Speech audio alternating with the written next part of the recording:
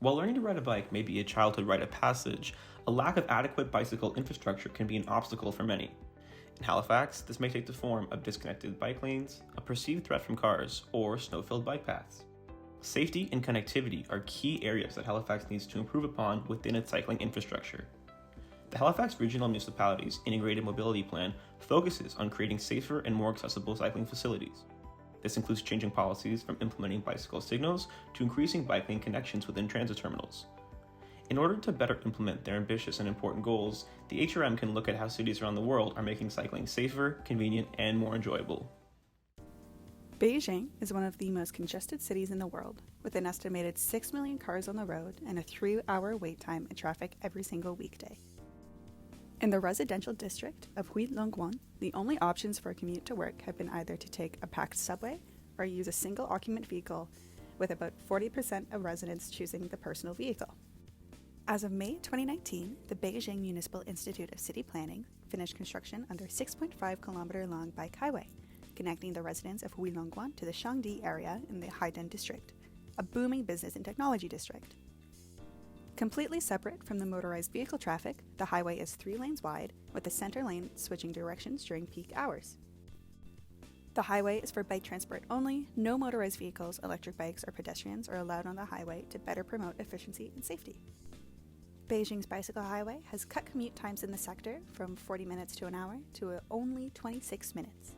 For the 16% of Huilongguan residents who work in the Shangdi area, this shaves off an hour from their total commute time daily. Future extensions for the bicycle highway are in the works, specifically a connection to the Zhejiang district, known as China's Silicon Valley, where about 20% of Huilongguan residents work. Overall, the bicycle highway gives Beijing residents a new option for their daily commute.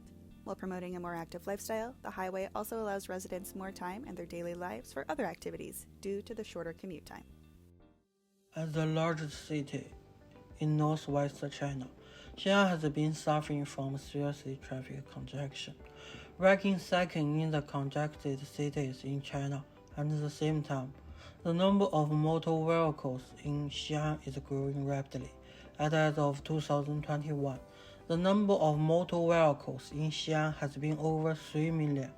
This has resulted in places that could be reached in 20 minutes, taking 40 minutes or more to reach in Xi'an. To alleviate traffic congestion, in early 2020, Xi'an built and opened a bicycle path over 50 kilometers long, spanning 3 urban areas of the city and connecting 3 of Xi'an's most important and densely populated areas. At the same time, 2 bicycle viaducts were built along the driving route, allowing for quick commute to other areas.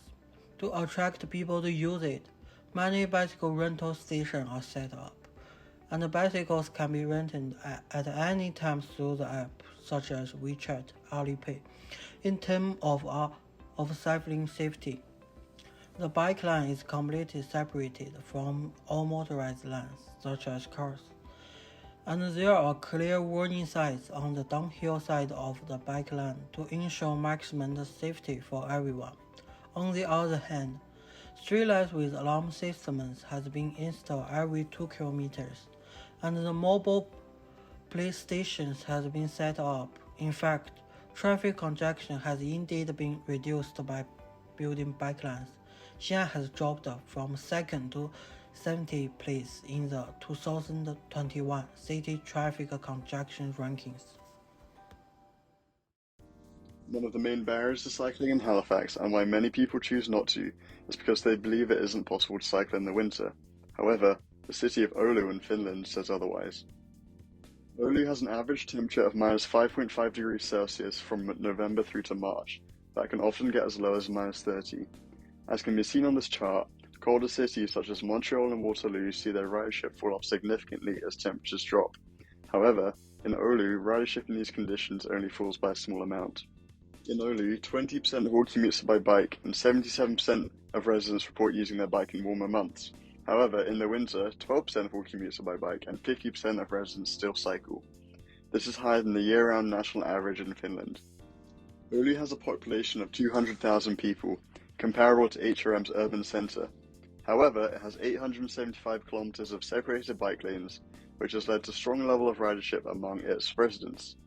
Although this is already impressive, it's how Oulu manages its bike paths in the winter that makes it stand out from other cities.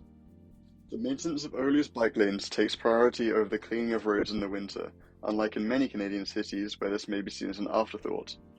Paths are quickly ploughed after any snowfall with a guarantee that they'll never be covered by more than 4 centimeters of snow at any time. Furthermore, the surface of many bike paths in the winter is made up of compacted snow, which creates a grippy, ice-free surface. The accessibility and safety of bike lanes in Oulu means that it's still one of the most effective ways of getting around the city, especially when the driving conditions on the road are more difficult. By having regular maintenance on the bike paths in Oulu, it means that residents experience very few barriers to cycling in the winter, aside from the cold weather conditions. Meanwhile, in Halifax, our bike lanes are not nearly as prioritized during storm events. The municipality plows streets and bike lanes based on a system of importance. Priority 1 streets include arterial roadways, major bus routes, and roads with steep inclines. Priority 2 streets contain low-traffic residential routes, gravel roads, and private lanes. Similarly, Priority 1 bike lanes run along major arterial streets, Priority 2 bike lanes run along transit routes, and Priority 3 bike lanes run along residential routes. Even at the highest priority, residents can only expect bike lanes to be plowed within 12 hours following the end of a storm event. Worse yet, the city only aims to plow Priority 3 bike lanes 36 hours after a storm event. That means that if a snowstorm ends on Monday evening, your residential bike lane might not be plowed in time for your Thursday morning commute. Recent storm events have exposed gaps within the municipality's capacity to maintain pedestrian and cyclist paths. A storm in January 2022 left many sidewalks ice-ridden and unnavigable, leading to outcry from the community about the state of snow clearing in the city. Clearly, Halifax's issue with snow removal is impeding its ability to enable winter cycling. These examples of amazing bike infrastructure from around the world can provide Halifax with inspiration to design safe, inviting, and beautiful bicycle lanes. Beijing and Xi'an's bike lanes emphasize creating separated bicycle and pedestrian lanes, and creating a barrier between the active transit corridors and vehicles. These design features increase perceived safety, as the threat of fast-moving vehicles is not present. This design is a significant upgrade from Halifax's most common bike lane designs, where cyclists share the road with cars.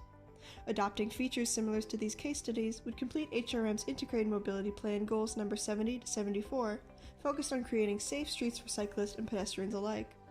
Similarly, Finland's advanced design for snow removal prioritizes safety and mobility, and complete Goal 77 of the HRM Integrated Mobility Plan. Beijing and Xi'an's bike lanes connect multiple major living and working hubs, which makes cycling a viable option for transportation. Halifax can learn from this. With the currently disconnected network of lanes in the city, traveling longer distances across the peninsula is not always an option. Implementing connected bike paths that reach key areas of the city, like downtown and Quinpool, would make bike lanes the go-to commuter travel option. As seen as in these examples, there are wonderful innovative cycling technologies out there, and Halifax has much to learn. Taking inspiration from around the world, combined with HRM's ambitious goals, is sure to improve the cycling experience for all.